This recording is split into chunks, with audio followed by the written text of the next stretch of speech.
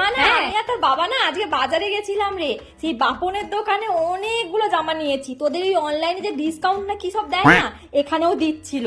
আমি তো বাবাকে বলি তাহলে মানার জন্য আর আমার জন্য দুটো নেবো, আমিও দুটো নেবো। হ্যাঁ কোথা দেখি, দেখবি? দাঁড়া, ধর ধর দেখাচ্ছি, দাঁড়া ধর। হ্যাঁ দেখাও। আরে মানা গাগুলো যে কি ভালো, তোকে কি বলবো। এই দেখ, মা আমি দেখতে পাচ্ছি না, তুমি একটু ক্যামেরাটাকে সোজা করে ধরো। তোমাকেও দেখতে পাচ্ছি না, তোমার কুর্তিও দেখতে পাচ্ছি না। গোলাপি আর একটা খয়েরি টাইপের নিয়েছি, জানিস?